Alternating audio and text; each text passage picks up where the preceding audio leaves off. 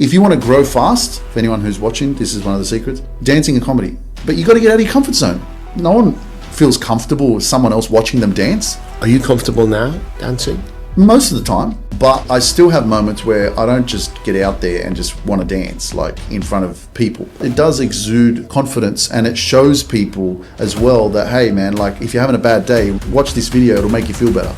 There's a lot of shit out there on social media. Everything that you watch is programming you. If you keep consuming everything that's going wrong or everything that's on mainstream media, it's not a healthy vibration. Because I think that we're getting to a point now with digital marketing and advertising online and social media where once upon a time I would look at someone and I would see they live in a laptop lifestyle and I would think that that's impossible. How are they doing that? And now I'm doing it and I'm living it. And what does it create? Freedom. Absolutely. And what do people want? Freedom. You know, a lot of people are still stuck in the 9 to 5 thinking that this is all there is. You can get out of that. The secret, if you're feeling stuck, could be you need to. Gladiators, welcome back. Today I have a guy I've admired for a while, actually online, and we spoke recently and I've fallen in love with him. His message, his everything. Luke Mindpower, he's somebody you should follow and pay attention to, because he's changing the world for the good, for the best. And I have the pleasure and honor of having here in the arena today. Welcome, Luke. Thank you so much for having me. It's such a blessing. I feel honored. Thank you so much. About a year ago, my son said, you got to invite Luke. I said, who? Luke Mindpower. He does this dodgy dancing. And I said, well, let me have a look. And then I've been watching you dance on my phone and my laptop for the last 12 months. And I noticed your following's grown and the message you send is incredible. And we spoke about you. Unfortunately, you couldn't make it to the last Gladiator Summit to speak on stage. But hopefully we become friends now. Absolutely. Yeah. I mean, thank you for reaching out first and foremost. You know, one of the things for me that's like huge and really, really important is, you know, surround yourself with the right people. And sometimes I think it's letting go of the wrong people that's the hardest for most people. And realizing that, you know, on a journey of growth or evolution of becoming someone you've never been before, a part of that is like the snake shedding the skin, and it hurts, you know, and I wouldn't have been able to attract you if I hadn't decided, you know, it's time for me.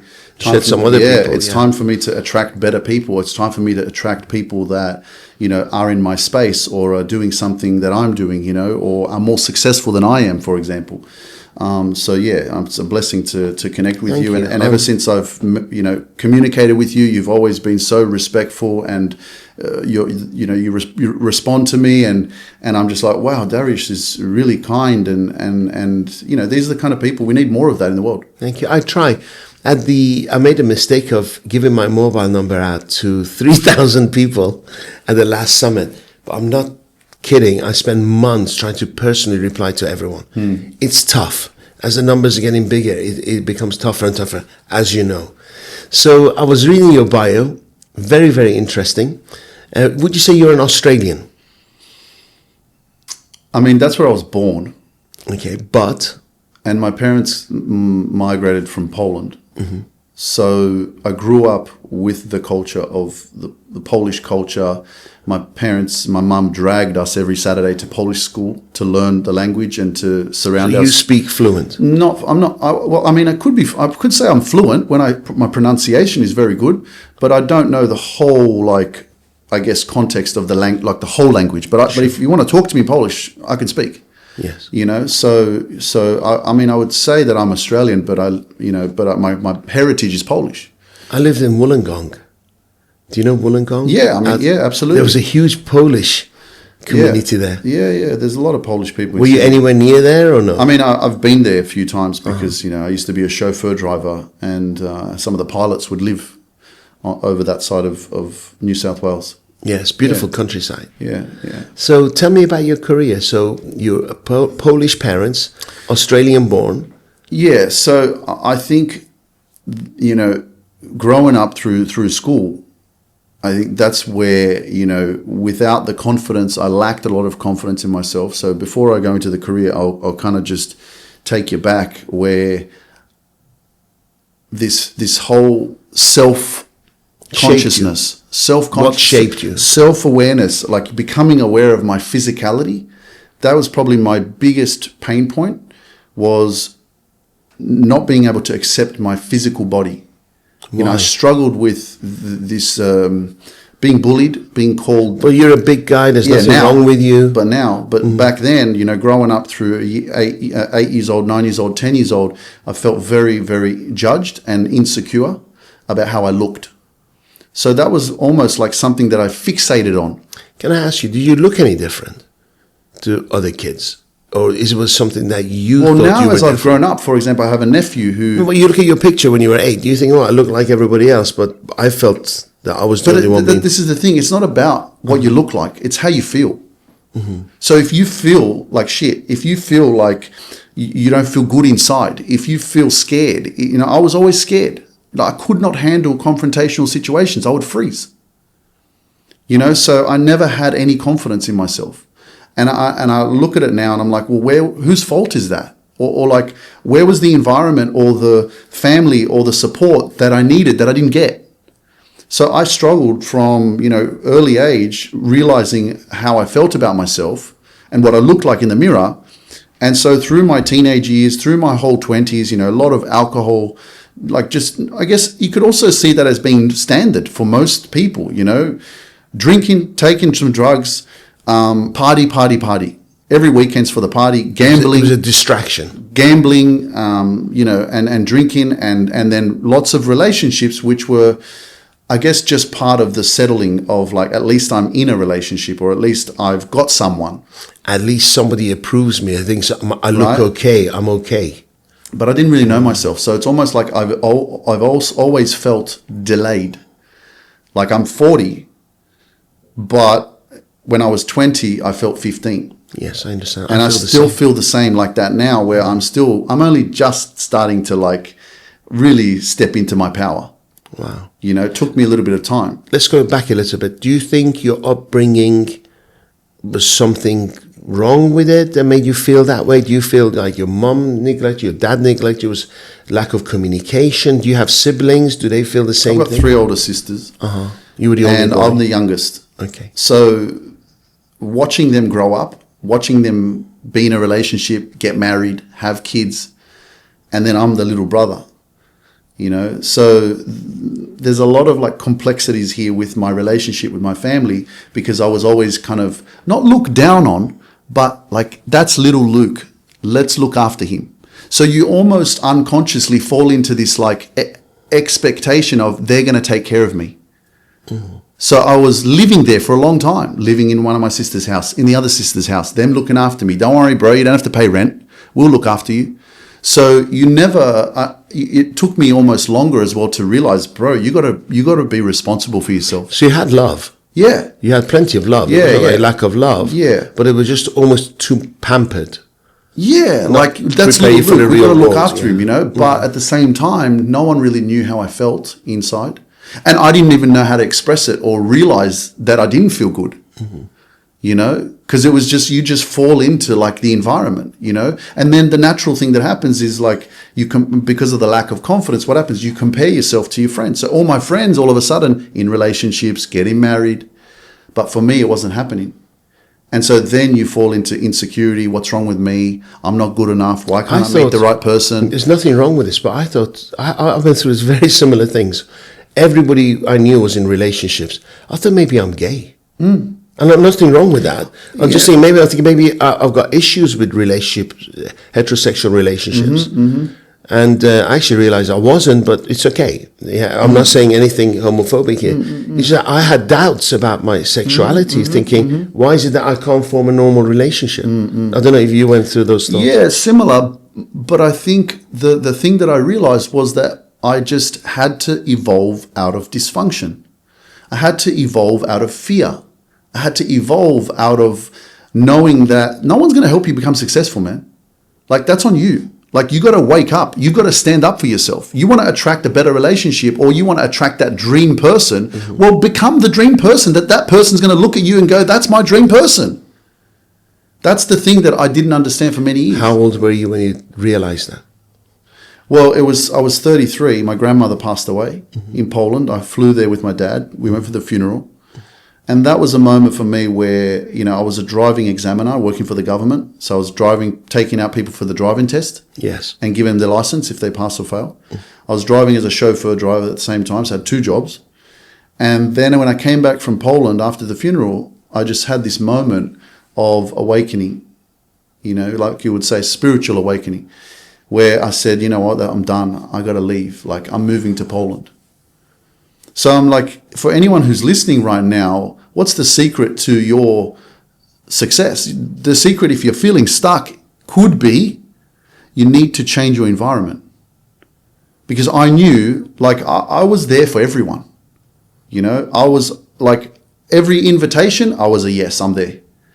And I got to this point where I was just like, if I don't change this environment, if I don't change who I'm living with, surrounding myself with, what I'm doing, nothing will change. So that was the calling for me, where I decided to move back, but it took me 6 years. A lot of people wait for a lot of pain to happen before they make change. It doesn't sound as though you had enough pain. It was just a decision, right? There was certain amounts of pain, I guess, but what was that point where he just pushed you over the line? You said, I've got to make a decision today. Because a lot of people are listening going, I feel like this, but I live in fear. What's it going to take me to just take that step and be uncomfortable and have massive change? Well, I think what we're looking for is purpose. We're looking for meaning. We're looking for living a life where I'm excited to achieve something or to do something. And I think, at that time in my life, I was using cocaine.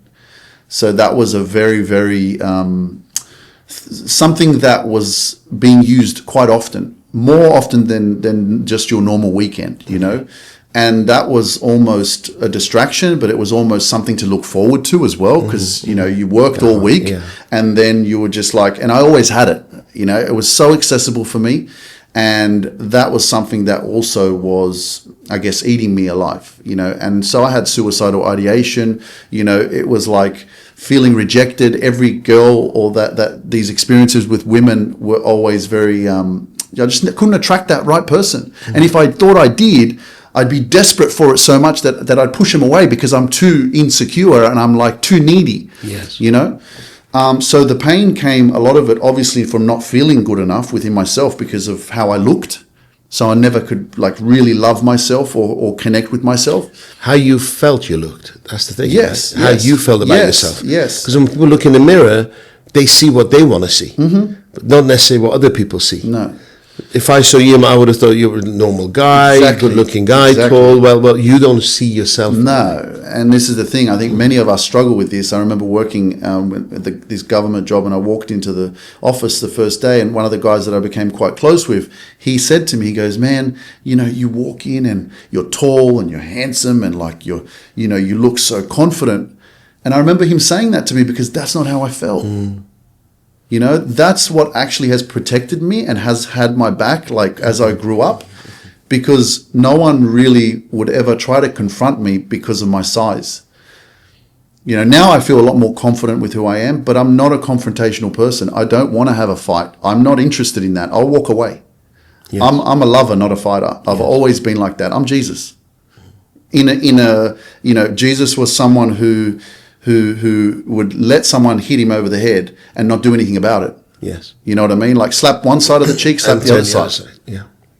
And that's how I've always been. I'm not the person that's gonna take out a gun or a knife and stab you because you stabbed me. You never went out looking for trouble. Yeah. So you're going to Poland 7 years ago. So that was the decision. Yes. But it didn't happen. That was the decision really? Okay. That's a decision that sparked the transformation. Oh, I see. Okay. The change. I was like, well, if I want to go to Poland next year, how am I going to do it? Well, I need to stop using the drugs. I need to get out of this apartment because I'm paying too much rent. I need to change my environment because I'm surrounding myself with a lot of people that are not helping me grow and evolve as a person. And they were all in relationships. I wasn't. You went through a process. Yeah, there was just I started listening to Bedros Keuilian, who's an entrepreneur in the US who has gyms, and I figured out, so this is the thing, if someone's listening right now, you're looking for, what are you good at? And this is the process of elimination for me to step into who I am today, was figuring out what am I good at? What's my passion? Because I was always curious. I'm wondering, like, I've been asking for freaking 13 years.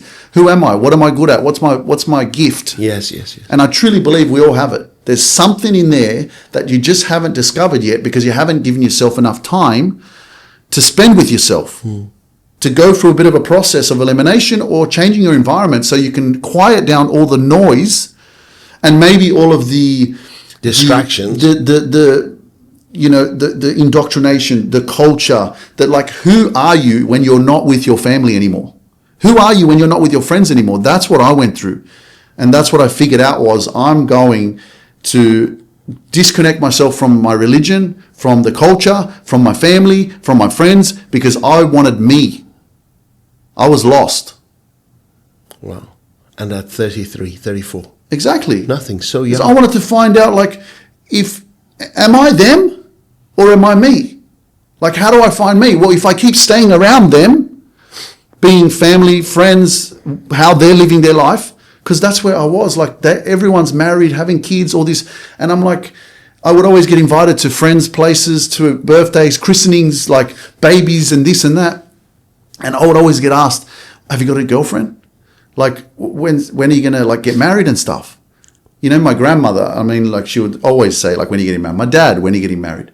You know, so if you keep being in environments that don't fuel you or inspire you or lift you up, well, then why go back? Why keep being there? Change. Go away for 5 years. Yeah, I said, love them from the distance. Yeah. You don't they have to be in your close proximity. A lot of people feel like they're obligated. You know, that's my family, so I have to be there. Guilt? No, you don't. This is the thing. If you don't love yourself enough, you will feel guilty, and so you'll go. That's the difference. And that's why learning to love myself changed my life, because I started to do what was right for me, even when I felt guilty. And that's where everything changes, because when you feel guilty, that means you're growing. Right. Because if you're not growing, then you won't. You'll stay in your comfort zone. You'll stay the same. You'll feel the same. Yes. You start feeling guilty because you're making decisions that you never made before. Right? So yes. that played a big role in my evolution. I notice when you speak, you think about everything. You're a thinker, right? You're thinking about all your patterns. You're thinking about your thought process. You're constantly analyzing. You're constantly fixing. Am I right? Is that correct? So yes, because nothing happens by coincidence, right? No. Like it's almost like when I'm speaking, I'm very connected to like my neural pathways in my brain, and like everything is like working so like, you know, intrinsically to like get the right flow of information coming out. Like I've even got shivers like speaking right now because I'm so in truth. Yes. You know. Yeah. But this all came from, so for example, my name Luke Mindpower. Right, initially inspired by my friend David Power Talk, because he had power in his name. And I was like, power, okay, well, where did it come from? It's like, well, I was able to say no to cocaine, which was a drug. Even though alcohol is an ethanol, it's a drug as well, but the cocaine made you feel so powerful when you're on it, you know, gave you this high that you know would give you and it would give you the confidence you wanted. Yes. Which is what I lacked. You know, so I wanted that confidence, but I didn't know how to get it naturally. So the decision to stop was the inspiration of the name, because many people go to therapy, counseling, group therapy, psychologists, whatever you need to like help me stop this addiction. Whereas I just decided, I made a decision. I'm like, well, how did you make the decision? My mind. I made a choice to move away and to start new, fresh. And there were times that you could have gone back. Of course. You didn't. It's always there. Did you ever go back? Do you tap in? No, I have, but not anymore. You know? Slowly. Yeah, it's like I'm getting married soon. I have a fiancée, you know, like I just found out today she's pregnant. Congratulations. You know what I mean? Man. Like, thank you. Like, thank you so much. Like, it's a dream. Like, I'm living a dream. She woke up this morning and she's like, we're literally living our dream. You know, and I'm seeing it, and I'm almost scared at the same time, because this is such a new life for me, where I was always scared, and I was always also not believing that this is actually possible for me. I'm going to jump now. Where did you meet your girlfriend, your fiancée? She messaged me on Instagram last July. No. She followed you. I saw her from Tom. You know, have you heard Thomas Crowlow?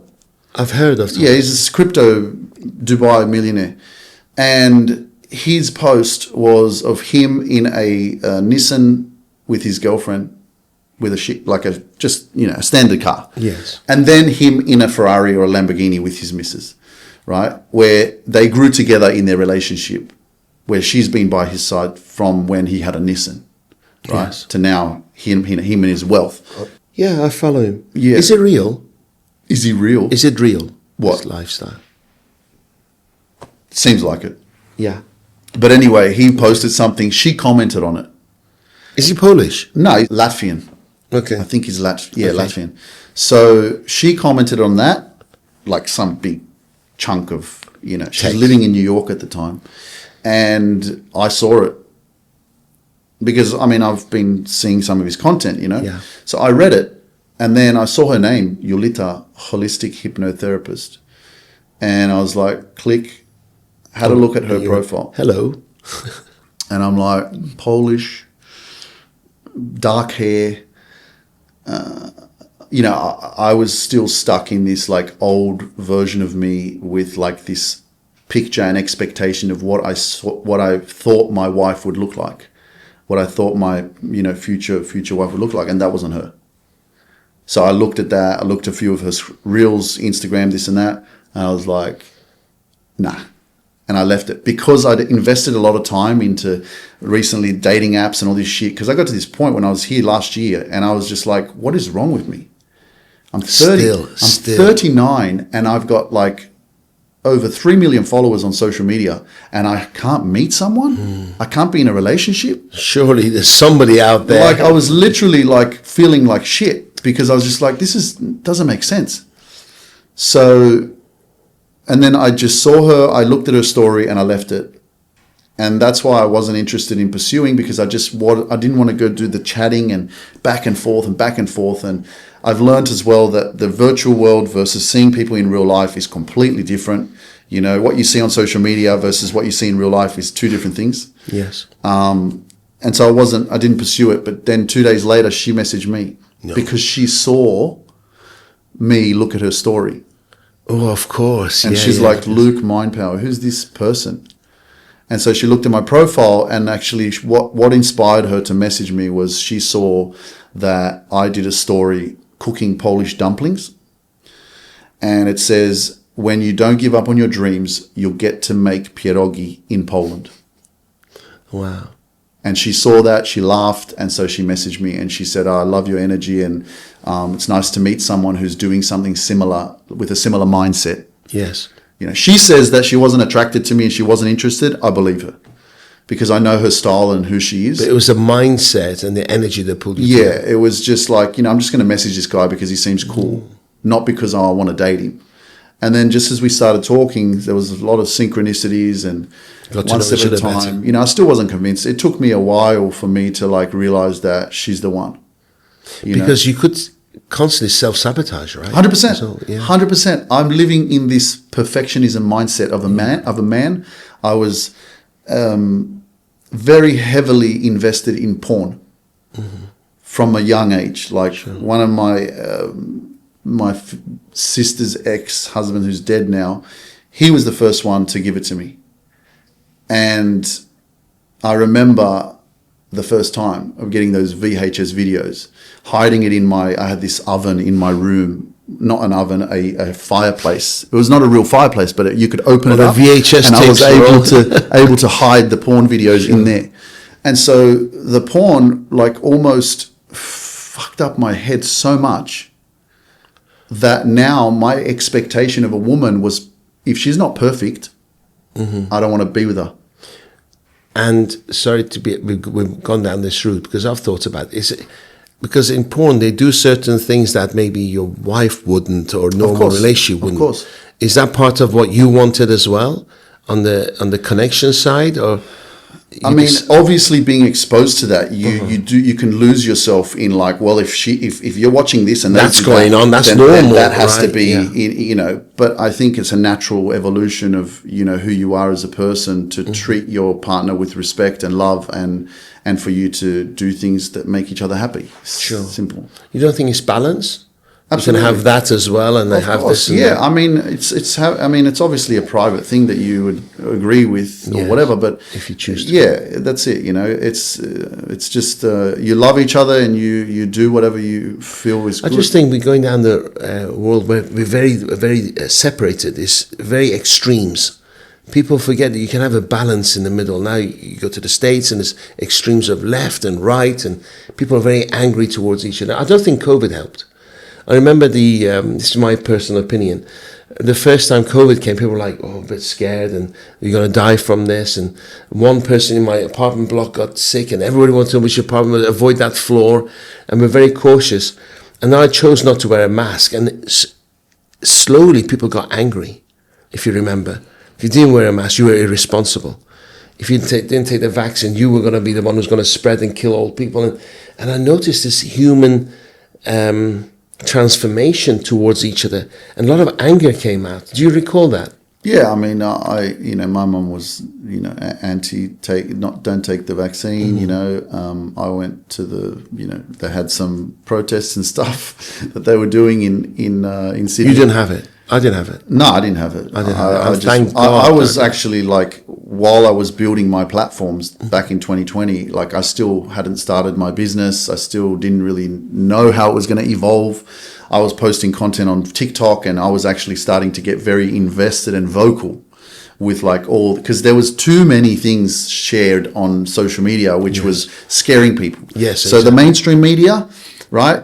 How many cases today? Every day? I had a client of mine who had a counter on his desk, counting number of deaths. I was like, how miserable is that? So the mainstream media was giving you the numbers every day, how many deaths, and then the other side of the spectrum was taking you down the rabbit hole of what's actually happening. Mm-hmm. Like, what is the vaccine for? Like, who's creating it? Like, exactly. what is this mass order of trying to control people and all this kind of stuff, Yes. Depopulation or whatever, So I was getting lost in that, and also, I remember doing a video about it, saying that if you take it, you're not going to be alive for very long. I was so invested in it because I was just passionate, know. But I had a friend from London, and she reached out to me, and I said to her, because one of my clients, I just started my coaching program. One of my clients saw my video and then wanted to leave my coaching program because of what I was talking about, and I was like, oh shit, this is not good, So it was affecting my business. Sure. And so I heard from this lady, a friend of mine from London, she's a singer, and she said, Luke, she said, this is not your purpose. She said, stay away from that and focus on what you preach and what you teach and your personal development, your motivation, self-love. That's how you're gonna change the world. Mm-hmm. And so she basically realigned me back into where I was supposed to be.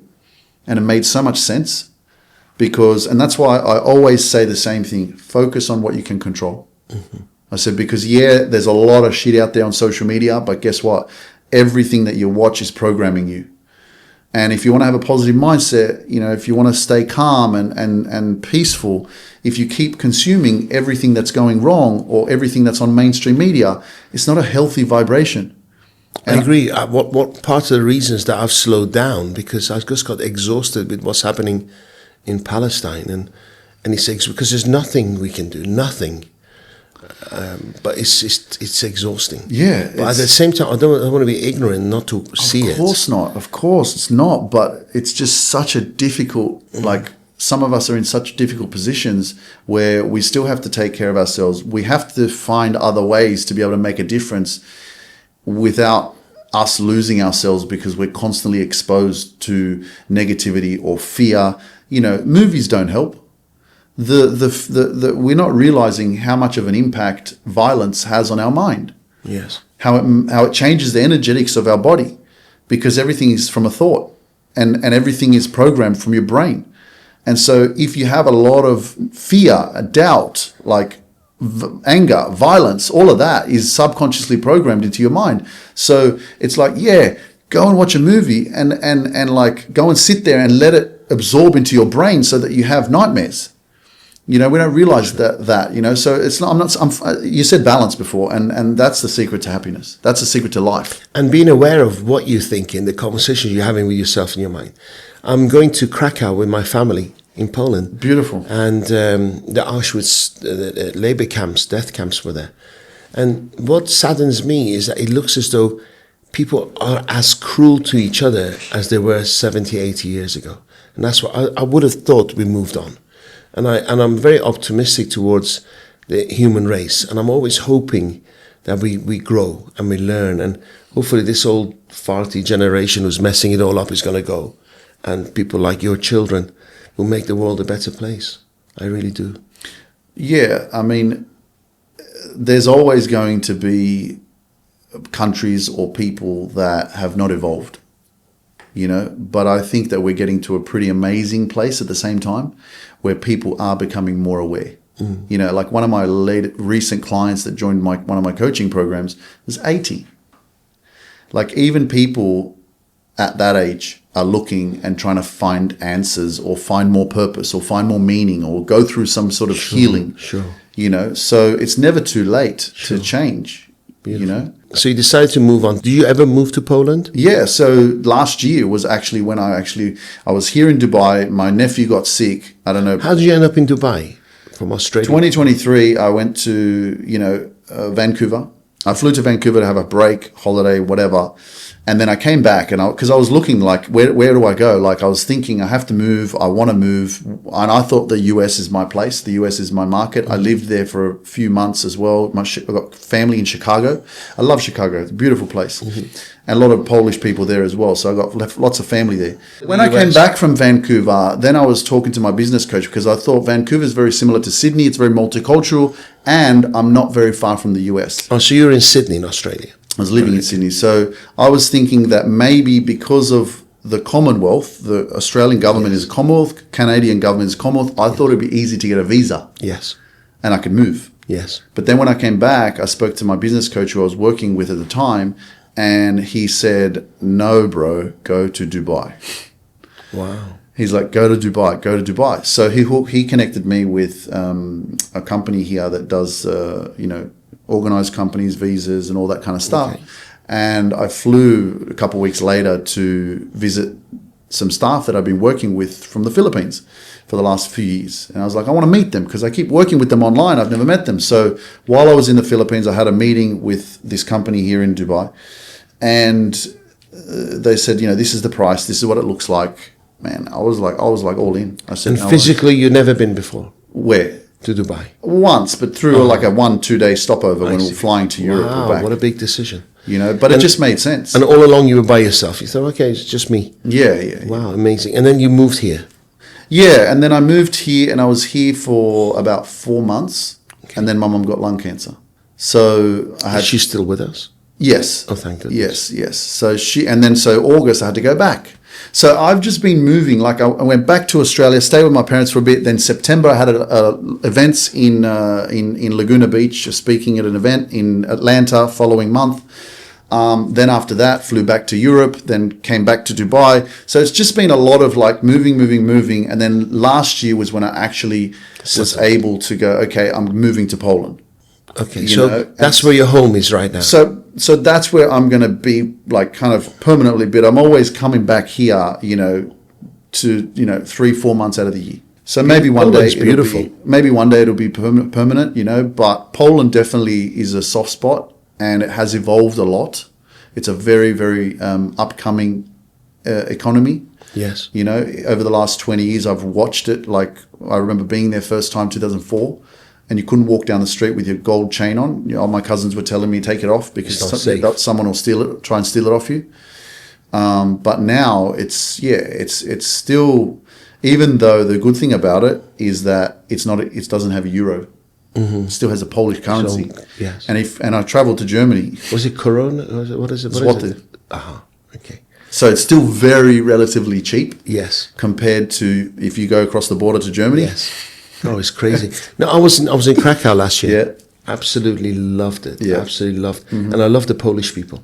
And also they came to the UK because I lived in lot the of UK them, 30 years. Yes. yeah. And A they lot were of the them best migrated. workers I've ever come across. So that work mentality is incredible. So congratulations. You're Yeah, going to be a thank you. dad. I know. Were you It's ready? weird if we hear I was that. going to say, were you ready for that? Yeah, like, it's almost like I don't think you're ever going to be ready, and I think that's the thing, a lot of us don't take action or jump because we like, I don't think I have to think about it. Like maybe, I don't know if I'm ready, give me a bit of time, and I was just reading your book before before we started this podcast, and you were talking about, the Maltesers. Yeah, and how life, yes. Life just goes by very quickly, and we don't stop to or slow down to like really appreciate what's going on, and I know myself that, life, I'm 40 now, I remember when I was 20, 19, 18, like I was a young kid. So, it's almost like I'm not here to wait around and to like waste time, and I'm very grateful for the life that I have and my fiancée, and we're building our dream life. And I think it's just a blessing, And I respect you for that. Are there times where during the past year that you could have sabotaged your relationship and you fixed it? 100%. If she wasn't as aware and conscious as she is and done as enough healing, we wouldn't be together. Wow. Yeah, 100%. Wow. Like we were getting married this July. I cancelled it in January. Why? Because I was scared. Wow. Because I was overwhelmed. Because I felt You were fear, questioning. anxiety. Like I was like, just like thinking, I was sabotaging it. Like we had the 6-month honeymoon period. It was the best. Yes. It was the most extraordinary, like love and passion and everything that you ever dreamed of. I was like, oh my God, like this is incredible. But it's too good to be true. There must be. You started looking for things. I was on such a high that come like 2nd of January, all of a sudden I woke up in her room in New York and I had anxiety. And I just had this, my whole body was just overcome with this sense of fear. And I just felt so disconnected from her and so like lost. And I was just like, I can't do this anymore. I came up with an excuse that I wasn't attracted to her. No. Yeah. Like it took me a month for me to sit down with her and actually, I wrote it out on a piece of paper. We even went to a retreat to do some like breath work and meditation and stuff because I thought maybe if we go together, we'll reconnect. Wow. And even after that, like what was killing me the most was that I couldn't tell her the truth because I didn't know how to process it. I didn't know how to like tell her because I was so scared. Yes. And I think that's the biggest thing in relationships. Sometimes it's easier to push away than have the thought of being rejected, right? Which is a self-fulfilling prophecy, isn't it? Right. But I just think this is the truth is that you loved her so much. The biggest key to failed relationships is a lack of communication. So what am I going to do? Suppress it? And I started to become aware of like, whoa, when I have a drink, the feeling goes away. I start to love her again. I start to feel good again. I'm like, wow. How can I have that without physically having it? So this is what people go through in life, in relationships. How do I escape the truth? And you're lucky enough that she was aware of it. Well, I'm lucky enough that when I finally got back from that retreat, I went upstairs, I wrote down everything I wanted to say to her. And then I got her, she sat on the lounge, and I sat there with the laptop and I read everything to her, like 3 pages that I'd written out. And I said, I'm not marrying you, we're not getting married. She bawled her eyes out, and it took her about 10 minutes for her to snap out of it, for her to get up, go to the bathroom and come back and sit there and go, okay, what else? Keep reading. It's almost like she knew that something was completely off. Like it wasn't normal. She had to process it. Yeah. So she was upset because of like what I just said, but then she snapped out of it and she was like more conscious of like, okay, keep talking. And it's almost like she was able to see that I was sabotaging the relationship. Wow. And she's younger than you. 33. Powerful, right? Yeah. Like she could see, and there's these attachment styles like anxious attachment, avoidant attachment, and because of my previous relationships being rejected all the time, it's almost like my subconscious mind was protecting me because it was scared that if I keep going deeper, she's going to reject me. And the pain will be too much. Exactly, because I've been through so much pain in the past. Yeah. I was doing it now on autopilot. Wow. And so if you're not conscious of that, what would have happened is she would have said, because she had this mindset in the past with other relationships, you don't see my worth? See you later. Oh my God, look at that. Amazing. You know, and so she was the one that actually has like kind of like steered me and supported me and helped me to process and not given up. You know, because I didn't even know what I was doing. I was acting from this old hurt Luke. And then you look at Luke and you think, God, he's this perfect human being. Life's fantastic, but you have your own challenges like everybody else does. I want to talk about business. By the way, congratulations to you both again. I love to meet her, by the way. Sounds like an amazing woman. Business-wise, so you started your business coaching, straight away into coaching? Yeah, so I started doing one-on-one coaching. In Australia? Or online. Okay, so you started building your online platform first. Is that what happened? Yeah. When did dancing come into, right from the beginning? Well, I mean, I started coaching like after I went and did a speaking program that really opened me up. And so I created my own program and I just started a Facebook group, you know. So I was already kind of doing it, creating little events where I was speaking to my family. Were you charging or no? Just No, I was just starting to practice to become a speaker, you know. Initially, like I was talking to you before about the gym, that was my first dream. I said, if I'm going to move to Poland, I need to make good money. Otherwise, it's very hard to live a good life there if you're not making good cash. So my goal was to open a gym. And that's where after I did this, that's what taught me this fear that I didn't know I had, which was the fear of public speaking. Because I realized if I'm going to have a gym, I wanted to have a functional fitness gym where I coach people in groups. You need to be able to communicate. Exactly. And I realized, and I was like, no, you can't do this, Luke, because you have a fear of public speaking. You have a fear of that. You can't do that. You don't feel comfortable in front of people. So that's what inspired me. And this is how the universe works, you know, and God sends you these messages. And all of a sudden I see an ad for a speaking program on YouTube. And I'm like, oh, that's interesting. So I was already on this path of like trying to figure out, like, you know, invest in yourself, personal development, like, and so once I did that, then that opened me up to speaking, and I was like, oh my gosh, I have a voice. Wow. And that was where I started feeling more in alignment. I started to feel free. I started to feel more purpose. Did you open up a gym? Did you go into the gym business? No. Maybe one day I will. Oh, you didn't? No, it just led me to who I've become now. So this was the path and journey of like investing in myself, doing speaking programs, going to conferences. And then 2020, I started creating a lot of content. I got scammed over $100,000 with a coach who was helping me to start my coaching business. But after 6 months of like giving all my money and time, nothing happened. And I had to let go of that and then start from scratch. And all along is self-funding. You're selling courses. Yeah, I mean, I was Do you worry about money? Do you worry about money? Do you ever worry about money? Yeah, I used to, because I used to be in debt. I was a gambler. I used to gamble. We used to go to poker machines, slot machines with my friends every like sometimes during the week. You know, my pay would be all in the slot machines. So I never was taught about money. My dad was a taxi driver. My mum worked in disabled as a teacher's aide in disabled schools. Helping, giving. Yeah. So you know, like I didn't have this example of like success or wealth money, or how to manage money or anything like that. My first car I bought was a Ford Falcon for $5,000. I went to the bank to get the loan. So I was in debt as soon as I could get a car. I was 17 years old. You know, so it took me like till I was 28 or 29, I got out of debt.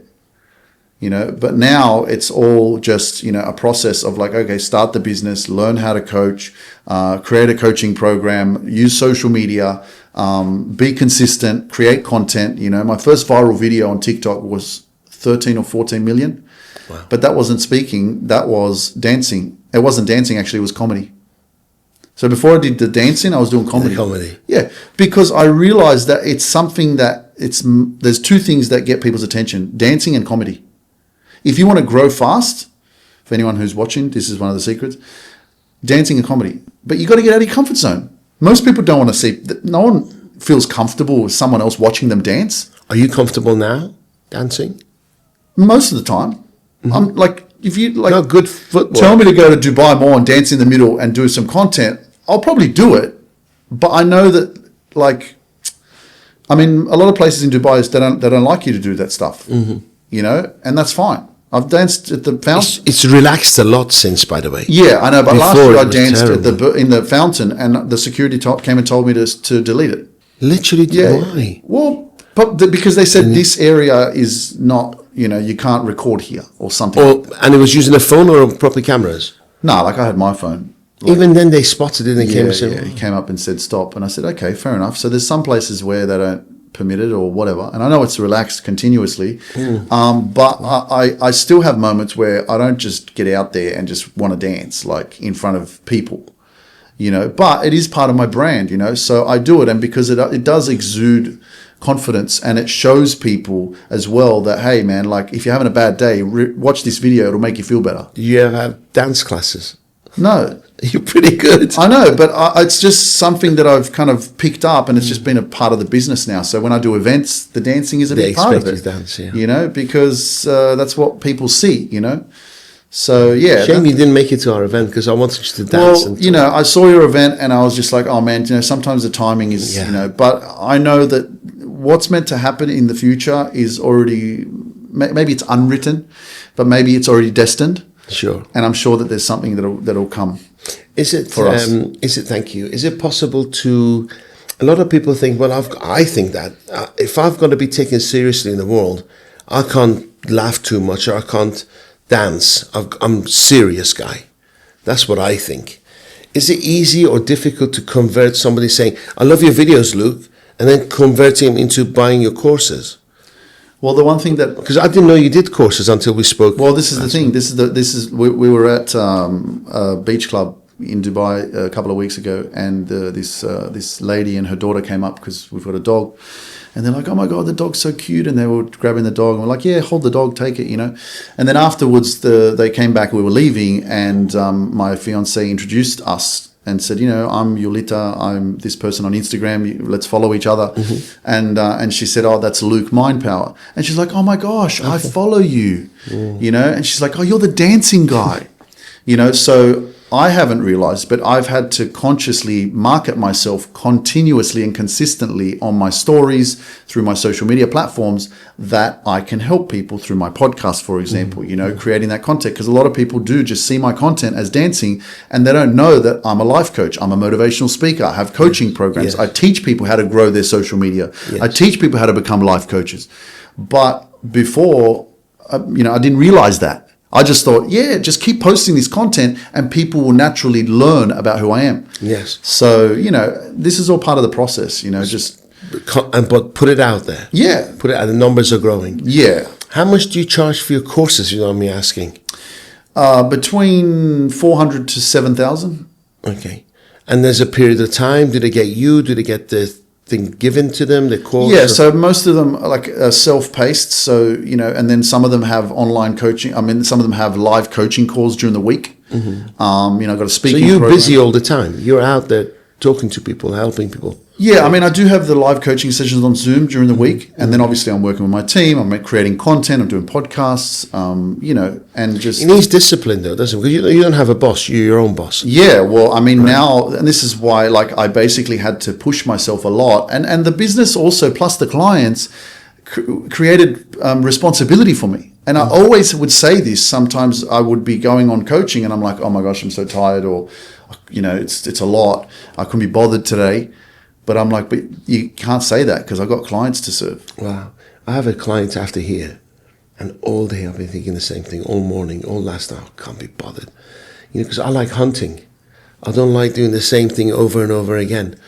But then to find that inspiration, to keep helping people and have that discipline, it's amazing. Yeah, but that's what And I'm you saying. do it from anywhere in the world, right? Well, that's the blessing, you know, and that's what I teach people now is to create the platforms and the coaching programs and the online business Yes. like I have. Yes. Because I think that we're getting to a point now with digital marketing and advertising online and social media and the internet, where once upon a time I would look at someone and I would see they live in a laptop lifestyle, and I would think that that's impossible. How are they doing that? And now I'm doing it and I'm living it. And what does it create? Freedom. Absolutely. And what do people want? Freedom. But obviously, I get it. You got you got kids, you got things to look after. But you're a different stage whatever. right but now I'm saying life, when you don't have to go and sit in traffic, depending on your mindset, because I used to be a chauffeur driver, and for me, I learned of your life if you want was to cut me off, man, please. Yeah. You know, if you want to bip the horn, I'm not going to bip back at you. I'm peaceful. I'm not in a hurry. You know, and I've seen the traffic when people drive 2 hours to work and 2 hours back, listening to most of them listening to the radio. You know, it's like you're wasting so many hours. I was listening to motivational speaking, Les Brown, you know, while I was doing my driving. So I was learning. So I'm like encouraging people that you're listening right now. If you have a lot of time in the car, then use it to learn. There you go. You know, because you can get out of that, what you're in right now. You know, a lot of people are still stuck in the 9 to 5 thinking that this is all there is. And I was thinking like that for a long time. Does what you do come naturally to you, or do you have to work at it? Well, when I heard you speak, it was just natural. You were just flowing. I was like, oh, I need a good few hours preparation for that one. Well, the thing is, you know, it was very easy for me to get lost, like I did for many years. In like, I didn't go to university. I couldn't focus in class. I was always in trouble, you know, and so I never believed I could even have my own business either. So for many years I had a story, and this is the power of the mind. Many of us don't realize we're living with the stories that we created for ourselves because of the experiences we've been through in our life. So one of my stories was, if I ever have a business, I'll tell my brother-in-law to run it because he knows how to do business. I can't do it. And that probably came from a trauma as well, from me starting my first business where I lost $20,000. Yes. And with 100,000 with the other guy. So there's this like, you know, fear. And it's programmed. So now you reject any possibility of you doing that because you've had a bad experience in the past. You know, so now it's like, am I a psychologist? Have I got degrees? Have I got tertiary education? Have I studied? No, I just lived life, man. Like if you want a good teacher, life is a great teacher. True. You know, University of life. So many people put themselves down or make themselves think that they're not intelligent or not capable, when really they've lived so much and they have so much wisdom. Imagine packaging what you know and helping people with it. A lot of people have a fear of change, so they get stuck. Of course. Same things. I don't want to say anything about bank tellers, but a bank teller gets the same work every single day, right? And they only get promoted if their boss dies or the corporate company decides to promote them. When you're an entrepreneur, you shape your own destiny. Yeah. If you don't get out of bed, you don't earn. It's different types of risks, and yeah. So if you had to give two pieces of advice to people to be successful, okay, what would the top 2 priorities be? The most important things to teach somebody to have a happy life. First one is to love yourself. And the second one is to love yourself. Because the first one will create the happiness and it will help you to make the decisions that you know you need to make that are going to give you the happiness. Even though I can say gratitude, practice gratitude. You know, if you practice gratitude every day, you'll stay in this grateful state and you'll attract more into your life. You won't focus on what's wrong. You'll focus on what's right. But loving yourself is the reconnection process to your spirit, to your truth, to your authenticity. If you're out of alignment or if you're stuck, it's because you're not going in the right direction, right? And if you're not going in the right direction, then there's a disconnection within yourself.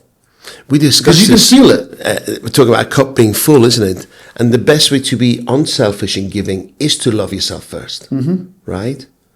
We haven't been taught that, you know. And I remember being triggered by my mother. She's very religious, very faithful in her faith, you know. She's a Catholic, and I remember being in bed with her a few years ago and talking to her about what I was doing, and she showed me some quote about self-love, or showing me that self-love is evil or it's not from God or whatever, you know. And now I think about it and I'm like, you know, if it's coming from a faithful place, you know, they say love others like you love yourself. Yes. You know, and if God is made in the image and likeness of ourselves, then we are part of that energy. So why wouldn't we love ourselves? I think it's taken wrong. People think it's being cocky or arrogant or egotistic. But Well, it's there's the totally thing. different. This is the thing. Vanity. Have you heard of that word? Yes. Right? Yeah. So vanity or overconfident. Someone will say, they just think they're so good. That's your opinion. Guess what? Someone else can go like, I can look at Cristiano Ronaldo and go, every time he scores a goal, he does this. Like he thinks he's the best. Exactly. That's why he is who he is, because he thinks he's the best.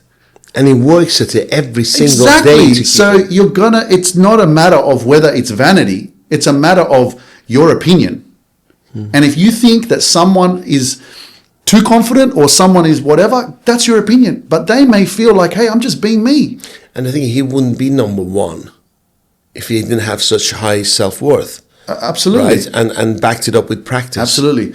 Everything is always based off of someone's perception and their opinion. And what if you were able to sit with, someone could look at your social media, look at who you are and judge you straight away, but they don't know who you are. They don't know your story. They don't know your pain. They don't know what you've been through. And they're sitting there going, Dariush, he just thinks he's like the best because he's on stage and he's talking and this. He just released a book. Thinks he's the... But when this is the what's missing is the connection, the emotional connection, the storytelling, and so that's where like I look at social media and I don't stay on there much. I'll be honest with you. Like I'm there, I'll share my stuff, but I've learned that it's very, very unhealthy. And if you look at the comments of a lot of these posts, there's a lot of people that are just sitting there commenting and like judging. And not always positive. No, absolutely not. Yeah. Where do you see yourself in 5 years? That's a great question. I see myself probably have like 4 kids by that time, or maybe. So you're going to be busy then. Yeah, I'm going to be busy. I mean, I want to have a lot of kids. That's nice. normal for me. Nice. I'm open to it. Mrs. wants to stay in Poland. Yeah, I think definitely Poland will always be a home for us, but maybe in Greece as well, Spain, somewhere. I don't know. Like more sun sometimes. Yeah, but definitely something here in the UAE. We'll probably buy something in Dubai. But yeah, I think the beauty of it is still making a big impact. And I'm not drawn to the US as much anymore because I reach people through the internet. Mm-hmm. When I first started, I was like, I have to move to the US. That's where the money is. That's where the money is, right? Because that's where the market is. You see so many DJs and other like artists and stuff have to move there because they have to be around that environment or those people, right? And I get it for the DJs because that's live.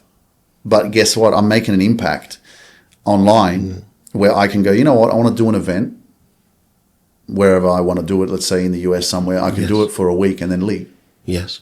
And then your children can be safe. Yeah. I mean, like, look, there's just so much unpredictability around the world. And my job as a provider, as a protector of my family, as a man, is to make sure that my family's safe.